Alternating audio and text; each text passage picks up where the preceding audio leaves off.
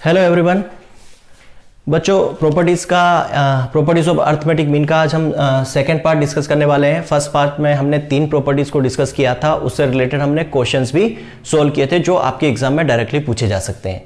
आज हम बात करते हैं उसका सेकेंड पार्ट, मतलब अब कुछ प्रॉपर्टीज और यहाँ पे बची है, उसको हम आज क्लियर करेंगे। तो 3 प्रॉपर्टीज हमने लास्ट वीडियो में क्लियर की थी, आज हम 4th प्रॉपर्टीज डिस्कस करेंगे। 4th प्रॉपर्टीज क्या है? Arithmetic mean is not independent, arithmetic mean is not independent of origin and scale of data। Arithmetic mean जो है वो नॉट इंडिपेंडेंट होता है origin of scale and data से। अब यहाँ पे वर्ड जो है ये डायरेक्ट जो प्रॉपर्टीज है आपके ऑब्जेक्टिव में पूछ ली जाती है कि arithmetic mean is not independent of origin and dash dash dash scale of data. Origin और स्केल ये 2 टर्म्स है, इन दोनों पे वो क्या करता है? डिपेंड करता है। तो यहाँ पे वर्ड चेंज हो सकते हैं, नॉट इंडिपेंडेंट के प्लेस पे डिपेंडेंट आ सकता है या अफेक्टेड आ सकता है। ठीक है, arithmetic mean is affected by origin and scale of data, arithmetic mean is dependent of origin and scale data, arithmetic mean is not independent of origin and scale data. ये पूछने का तरीका होता है बच्चों। ठीक है, तो इस प्रॉपर्टीज को हम समझेंगे कि अर्थमेटिक मीन कैसे ओरिजिन और स्केल पे इंडिपेंडेंट होता है। मैं इजी लैंग्वेज में, अपनी लैंग्वेज में थोड़ा सा समझाने की कोशिश करता हूं। यहां पे जो हमारा ओरिजिन होता है उसको हम क्या मानेंगे? प्लस और माइनस। क्लियर है? और जो स्केल होता है उसको हम मानेंगे मल्टीप्लाई और डिवाइड। इससे आपको क्लियरली समझ में आएगा कि ओरिजिन स्केल होता क्या है। क्लियर है?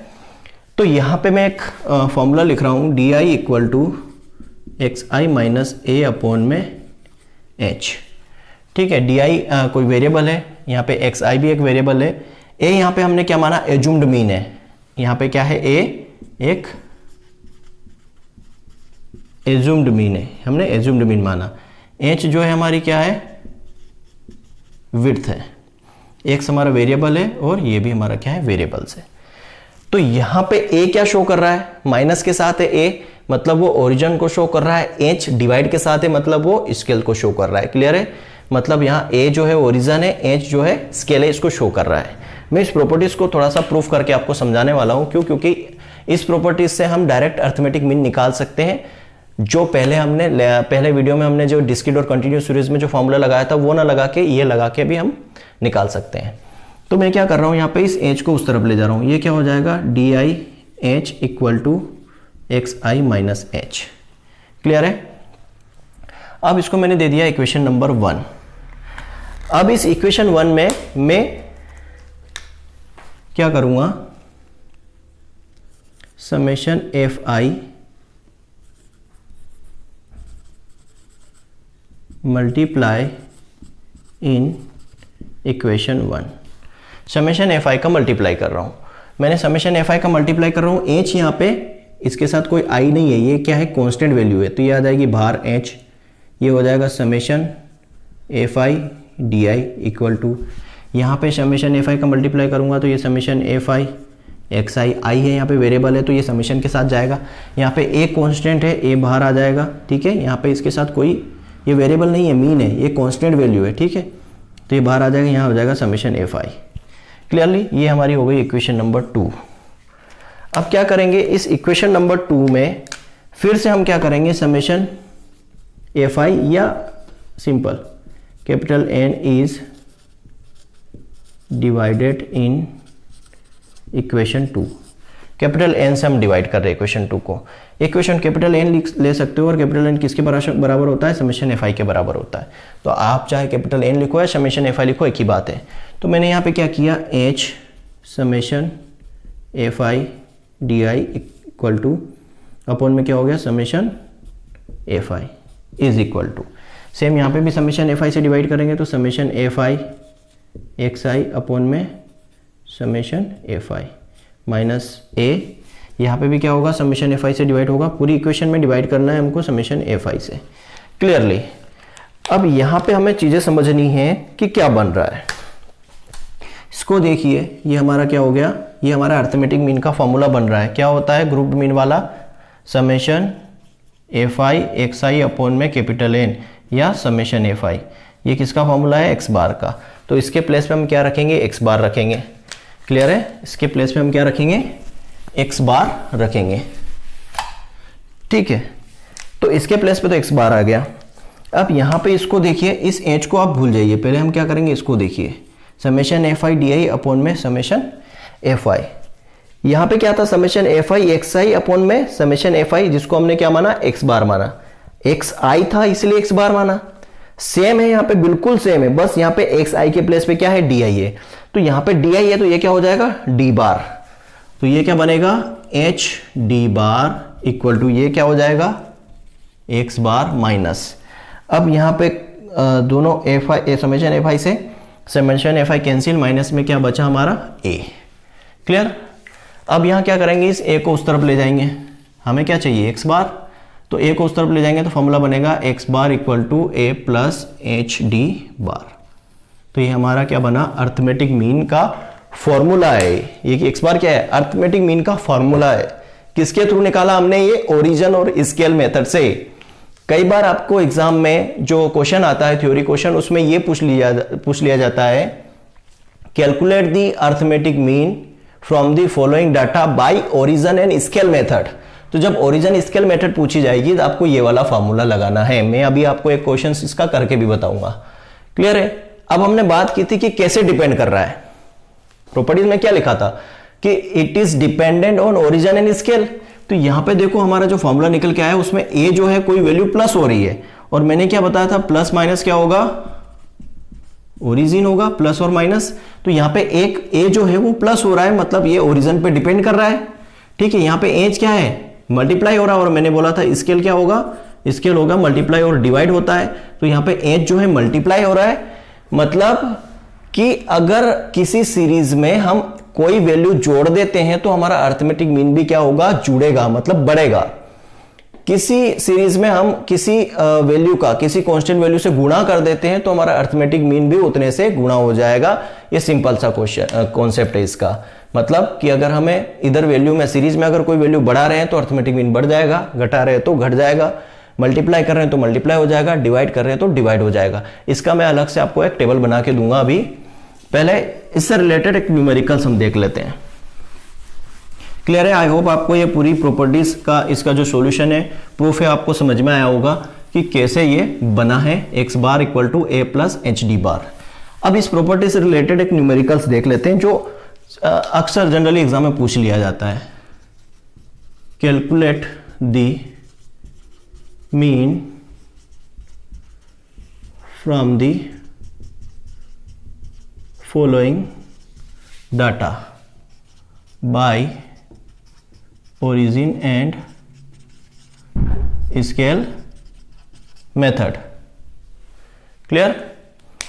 अब होगा क्या यहाँ पे कि हमें यहाँ पे इंडिकेट स्पष्टली इंडिकेट कर दिया गया है कि ओरिजिन और स्केल मेथड से हमको सॉल्व करना है। तो हमें क्वेश्चंस क्या दिया हुआ है, यहाँ पे हमें दिए हैं क्लासेस, ठीक है, और यहाँ पे हमें दी है फ्रीक्वेंसीज। क्लास दी है 8 to 12, 12 to 16, 16 to 20, 20 to 24 and 24 to 28। ये हमें क्लासेस दी है एंड उसकी फ्रीक्वेंसीज दी है। ठीक है, फ्रीक्वेंसीज हमें दिया है 7, 9, 12, 5, 3। ये हमें फ्रीक्वेंसीज दी है। इस तरह का डाटा आपको एग्जाम में दिया हुआ रहेगा और बोला जाएगा कि कैलकुलेट करो मीन को ओरिजिन स्केल मेथड से। तो ओरिजिन स्केल मेथड जहां पे आपको क्वेश्चन में ये मिल जाए कि हमें क्या करना है, ओरिजिन स्केल मेथड से करना है, तो सबसे पहले ओरिजिन स्केल मेथड का formula X bar equal to A plus H D bar. कोई भी न्यूमेरिकल हो, सबसे पहले बच्चों हमें फॉर्मूला लिखना है। तो ये हमारा फॉर्मूला है। अब हमें क्या क्या चीज़ चाहिए, ए चाहिए, एच चाहिए, डी बार चाहिए और एक्स बार चाहिए। क्लियर है, इतनी सारी चीज़ें हमें चाहिएगी। तो हमारा क्वेश्चंस क्या है, 8 to 10, 8 to 12 हमें क्लासेस दी है, 12 to 16 दी है, 16 to 20 दी है, 20 to 24 दी है, 24 to 28। फ्रीक्वेंसी गिवन है 7, 9, 12, 5 एंड 3। क्लियर है, ये हमारा फार्मूला है। अब यहाँ पे हमें ए चाहिए, एच चाहिए, डी बार चाहिए, इतनी सारी चीज़ें चाहिए और हमारे पास अभी सिर्फ इसमें से एक भी चीज़ नहीं है। करना क्या है हमको, सबसे पहले हम क्या करेंगे, 1 बाय 1 सारी चीज़ें यहाँ से निकालेंगे। हमें क्या चाहिए, यहाँ पे क्या चाहिए, डी बार चाहिए। डी बार चाहिए तो पहले डी बार का फॉर्मूला लिखो, क्या होगा, summation F I D I upon में समेशन एफ आई। क्लियर है, समेशन एफ आई डी आई और अपॉन में समेशन एफ आई चाहिए। अब यहां से समझ में आ रहा है कि हमारे पास एफ आई तो है, ठीक है, एफ आई तो है हमारे पास, ये फ्रीक्वेंसी रही, लेकिन डी आई नहीं है। तो डी आई का फॉर्मूला लिखेंगे। डी आई क्या होगा हमारा, डी आई होगा x I minus A upon में एच, ये हमारा डी आई होगा x I minus A upon में एच, जहां से हमने इसको प्रूफ किया था। तो यहां पे हमारा कॉलम बन जाएगा डी आई का एक्स आई माइनस एच। अब यहां पे जो ए है, एज्यूम्ड मीन, एज्यूम्ड मीन हमें क्या करना है, हमें क्या करना है, सबसे पहले क्या करना है, हमें मिड वैल्यू निकालनी है, ठीक है। हमें क्या चाहिए, एक्स चाहिए, हमें क्या चाहिए, एक्स चाहिए। भाई डी आई का फॉर्मूला हमें क्या, x I minus A upon H चाहिए। अब हमारे पास एच तो आ जाएगा, यहाँ से विड्थ तो निकल के आ जाएगी, कितनी है विड्थ, सारी इक्वल है, तो एच इक्वल टू कितना है, 12 माइनस 8 इक्वल टू कितना आ जाएगा, 4। तो एच हमारे पास कितना आ गया, 4। सारी क्लासेस की विड्थ कितनी है, 4। ए हमें एज्यूम्ड करना है, लेकिन एज्यूम करने के लिए हमें क्या निकालना पड़ेगा, सबसे पहले एक्स आई। एक्स आई क्या होगी हमारी, मिड वैल्यूज होगी। तो मिड वैल्यू कैसे निकालोगे, इन दोनों को जोड़ के 2 का भाग, lower limit plus upper limit divided by 2। तो ए टोटल कितना हो रहा है यहाँ पे, 20/10 आ जाएगा, ठीक है। यहाँ पे कितना आ जाएगा, 4 का डिफरेंस है तो यहाँ आ जाएगा 14, देन 4 का डिफरेंस है 18, देन 4 का डिफरेंस है 22, देन 4 का डिफरेंस है 26, ठीक है। जितना डिफरेंस है प्लस करते जाएंगे, तो हमारी मिड वैल्यू आ गई। अब हमारे पास एक्स आई तो है, ये एक्स आई आ गया। हमें क्या चाहिए, बस एज्यूम्ड मीन चाहिए। अब एज्यूम्ड मीन चाहिए तो उसके लिए हमें क्या करना है, एच की जगह हम 4 लिखेंगे, हमारी विड्थ है। तो इसमें से कोई भी एक वैल्यू हम यहाँ पे एज्यूम्ड करेंगे, ठीक है। इस एक्स आई में से कोई भी एक वैल्यू हम एज्यूम्ड करेंगे। माना हमने यहाँ पे एज्यूम्ड किया 18, हमने ए के प्लेस पे क्या एज्यूम किया, 18। अब इस फॉर्मूले में ये सारी वैल्यू पुट करते जाएंगे, हमारे डी आई की वैल्यू आती जाएगी। एक्स की जगह हमने पहले क्या रखा, 10, तो 10 माइनस 18 किया तो माइनस का 8, ठीक है। माइनस का 8/4 करेंगे, कितना आएगा, माइनस का 2। फिर x की जगह हम क्या रखेंगे, 14, 14 माइनस 18 करोगे तो कितना बचेगा, माइनस का 4/4 कितना बचा, माइनस का 1। फिर 18 रखोगे x के प्लेस पे, कितना हो जाएगा, 18 माइनस 18 0 आ जाएगा। फिर 22 रखोगे, कितना आएगा, प्लस का 1 आएगा। 26 रखोगे तो प्लस का 2 आएगा। इस मेथड से क्या होता है, डाटा बहुत ही स्मॉल हो जाते हैं, बहुत छोटे हो जाते हैं। अब यहाँ पे हो क्या रहा है, ये दोनों जुड़ रहे हैं, ये दोनों घट रहे हैं, है ना। तो ये तो आ गया हमारा डी आई। क्या चाहिए था हमको, डी आई चाहिए था, तो ये हमारा डी आई आ गया। अब यहाँ पे क्या हो रहा है, डी आई और एफ आई का मल्टीप्लाई हो रहा है, तो हमारे पास डी आई है, क्लियर है, हमारे पास क्या है, डी आई है, और ये एफ आई है, इन दोनों का मल्टीप्लाई करेंगे तो यहाँ पे क्या हो जाएगा, नेक्स्ट कॉलम डी आई और एफ आई का मल्टीप्लीकेशन। -2 × 7 कितना हो जाएगा, माइनस का 14, -1 × 9 हो जाएगा, माइनस का 9, और 0 में किसी का भी मल्टीप्लाई 0 होगा। 1 का 5 में करेंगे 5, एंड 2 का 3 में करेंगे, कितना आ जाएगा, 6। तो हमने क्या निकाला, summation F I D I आ गया। अब हमें क्या चाहिए, समेशन चाहिए। समेशन मतलब इन पूरे का जोड़, summation F I D I आ जाएगा। तो summation F I D I बच्चों क्या करेंगे, अब यहाँ पे 2 चीज़ें, या तो आप माइनस माइनस को अलग से जोड़ लीजिए, प्लस अलग से जोड़ लीजिए, और फिर से टोटल कर लीजिए। तो यहाँ पे ये कितना हो रहा है, ये हो रहा है हमारा माइनस का 23, क्लियर। और ये कितना हो रहा है हमारा, प्लस का 11। फिर यहाँ से जोड़ोगे तो क्या होगा, माइनस होगा, माइनस होगा, कितना बचा आपका, माइनस का 12। तो summation F I D I कितना है आपका, माइनस का 12। ये वाला पोर्शन हमारा पूरा आ गया। Summation F I D I कितना आ गया, माइनस का 12। हमें क्या चाहिए अब, समेशन एफ आई। तो हमारे पास ये है एफ आई, इसका क्या निकालना है हमको, समेशन एफ आई कितना आ जाएगा, इसको प्लस कर लीजिए, ये हो गया 8, 20, 20 हो गया 30, 30 हो गया 36। समेशन एफ आई आ गया 36। तो यहाँ से बच्चों हमें क्या मिल रहा है, यहाँ से हमें मिल रहा है डी आई, डी बार हमारा आ जाएगा यहाँ से, क्या आ जाएगा, अब जो जो चीज़ें हमने निकाली है वो सारी इस फॉर्मूले में पुट करेंगे। तो क्या आ जाएगा हमारा D bar equal to summation F I D I कितना आया माइनस का 12 अपॉन में समेशन एफ आई कितना है 36, ये यहाँ रखा 36, तो कैंसिल करेंगे तो कितना आ जाएगा माइनस का 1/3। ठीक है, बार दिया 36, तो डी बार आ गया हमारा माइनस का 1/3। डी बाई आ गया, एच हमारे पास है और ए बी है, सारी वैल्यूज हम यहाँ रखेंगे। ए कितना है हमारे पास जो हमने माना था, ए कितना माना था हमने 18, तो यहाँ आ जाएगा 18, फिर प्लस एच कितना माना था हमने 4 और ये माइनस का 1/3 हमारा डी बार आ गया।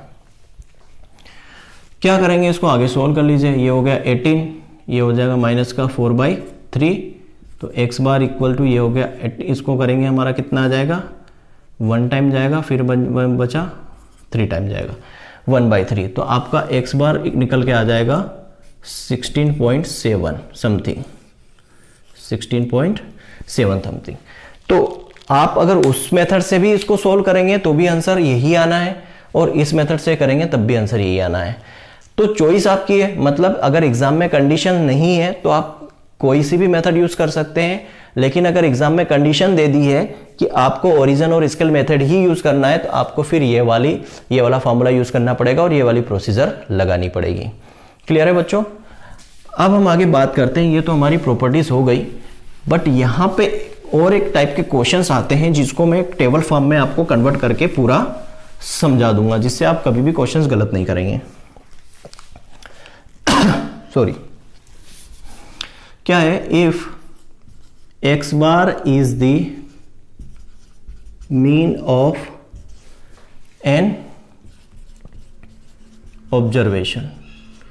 ठीक है, एक्स बार क्या है, मीन है एन ऑब्जर्वेशन का। अब यहां पे टेबल बना रहा हूं, इफ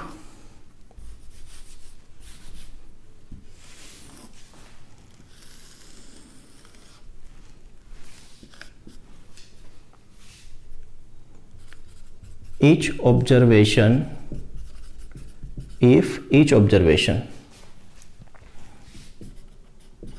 then न्यू मीन, नया मीन क्या होगा। ठीक है, यहां पे मैं सीरीज लिख देता हूं कि एक्स बार क्या है, मीन है एन ऑब्जर्वेशन का, तो ये हमने मान लिया x1 x2 up to xn, ये सीरीज है, उसका मीन है एक्स बार है। यदि ईच ऑब्जर्वेशन, पहला पॉइंट, इंक्रीज्ड बाई ए, अगर प्रत्येक ऑब्जर्वेशन ए से इंक्रीज हो रहा है तो हमारा नया मीन क्या बनेगा। तो हमने ये सीरीज ली, इसका मीन एक्स बार है, तो इस पूरी सीरीज में हमारा क्या हो रहा है, ए से हम इंक्रीज कर रहे हैं, इसको ए से हम इंक्रीज कर रहे हैं, तो नया मीन क्या बनेगा।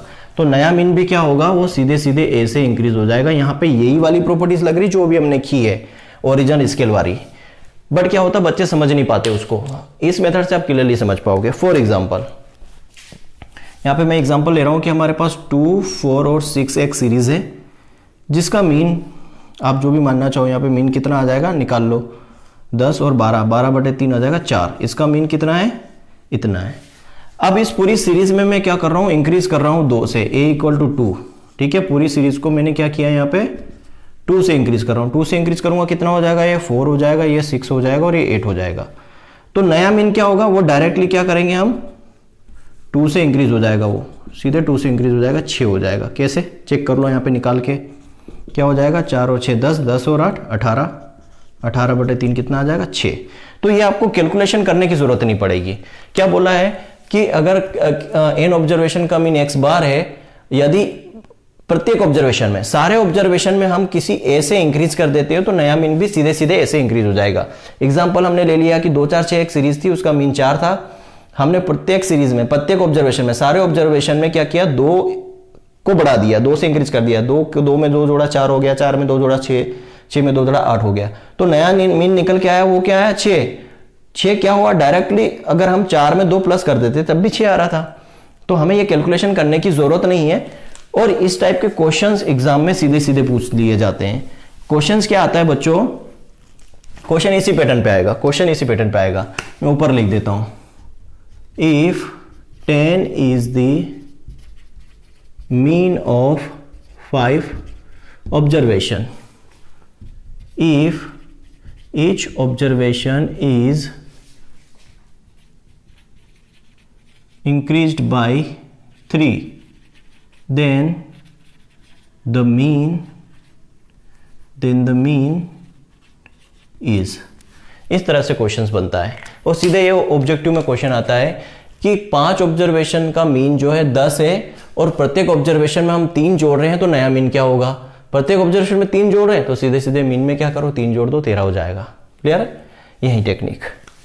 सेकेंड हम बात करते हैं कि इफ इंक्रीज आ जाए या एडेड आ जाए एक ही बात है। If each observation decreased by A, decreased by लिखो या सब्सट्रैक्ट बाई ए, तो यहां पे क्या हो जाएगा x1 minus A, x2 minus A up to xn minus A. तो अर्थमेटिक मीन जो हमारा रहेगा नया वो भी क्या हो जाएगा, सीधे सीधे माइनस हो जाएगा। सेम क्वेश्चन को हम बना सकते हैं कि if 10 is the mean of 5 observation, मतलब 5 ऑब्जर्वेशन का मीन 10 है। ईच ऑब्जर्वेशन क्या हो रहा है, यहाँ पे डिक्रीज हो रहा है 3 से, तो नया ऑब्जर्वेशन क्या हो जाएगा, सीधे सीधे 7 हो जाएगा। Clear. Third one, multiply by A, मतलब x1 में a का मल्टीप्लाई, x2 में a का मल्टीप्लाई और xn में a का मल्टीप्लाई, तो यहाँ पे मीन भी सीधे सीधे क्या होगा, a से मल्टीप्लाई हो जाएगा। सेम क्वेश्चन ले लीजिए कि अगर 5 ऑब्जर्वेशन का मीन 10 है, प्रत्येक ऑब्जर्वेशन में हम 3 से मल्टीप्लाई कर रहे हैं, 3 से मल्टीप्लाई कर रहे हैं तो किधर के नया मीन क्या हो जाएगा, सीधे सीधे 30, 3 से मल्टीप्लाई हो जाएगा। Fourth one, divided by A, मतलब x1 को हम a से डिवाइड करेंगे, x2 को भी a से डिवाइड करेंगे। प्रत्येक ऑब्जर्वेशन जो है अगर a से डिवाइड हो रहा है तो हमारा जो नया मीन है वो भी a से डिवाइड हो जाएगा। बट इन दोनों केसेस में, मल्टीप्लाई और डिवाइड में, दोनों केसेस में कंडीशन है कोई भी ऑब्जर्वेशन जीरो नहीं होना चाहिए। अगर एक भी ऑब्जर्वेशन जीरो होता है तो ये कंडीशंस फॉलो नहीं करेगा। ठीक है, नॉन जीरो वैल्यू, कोई भी वैल्यू जीरो नहीं होना चाहिए। इसमें भी क्या होगा, non zero value, non zero value होनी चाहिए। तो इस तरीके से बच्चों डायरेक्ट एग्जाम में क्वेश्चन आता है। इस टेबल के थ्रू आप समझ सकते हैं, या आप टेबल आप चाहो तो नोट डाउन कर सकते हैं, स्क्रीनशॉट ले सकते हैं कि अगर x बार मीन है n ऑब्जर्वेशन का, तो अगर प्रत्येक ऑब्जर्वेशन में हम a से इंक्रीज कर रहे हैं तो नया मीन भी सीधे a से इंक्रीज हो जाएगा। a से अगर डिक्रीज कर रहे हैं तो नया मीन भी क्या हो जाएगा, a से डिक्रीज हो जाएगा। और मल्टीप्लाई कर रहे हैं तो नया मीन भी मल्टीप्लाई हो जाएगा, और डिवाइड कर रहे हैं तो नया मीन डिवाइड हो जाएगा। ठीक है, जैसे एग्जाम्पल लिया मैं कि 5 ऑब्जर्वेशन का मीन 10 है, अगर हम उसमें 3 से मल्टीप्लाई कर रहे हैं तो नया मीन क्या हो जाएगा, सीधे सीधे इस 10 में मल्टीप्लाई कर देंगे 30, जो नया मीन हो जाएगा। तो ये आज का पोर्शन हमारा, मतलब इससे पहले वाले वीडियो में हमने 3 प्रॉपर्टीज पढ़ी थी, आज हमने एक प्रॉपर्टीज और डिस्कस की। और कुछ क्वेश्चन हैं जो डायरेक्टली आपके ऑब्जेक्टिव में पूछे जाते हैं, एंट्रेंस एग्जाम में भी आते हैं, कॉम्पिटिटिव एग्जाम में भी आते हैं, और आपके जो ओटी पार्ट होता है जिसको आप ऑब्जेक्टिव टाइप बोलते हैं, उसमें यहाँ से डायरेक्टली क्वेश्चंस बनते हैं। आपके ओटी पेपर में देखना इस टाइप के क्वेश्चन आपको मिलेंगे, increase by, decrease by, added by, subtract by वाले। क्लियर है, तो इस टेबल से आप क्लियरली अच्छे से समझ सकते हैं। I hope you all are understood very well. So बच्चों आज के लिए इतना ही, मिलते हैं नेक्स्ट वीडियो में। Thank you very much.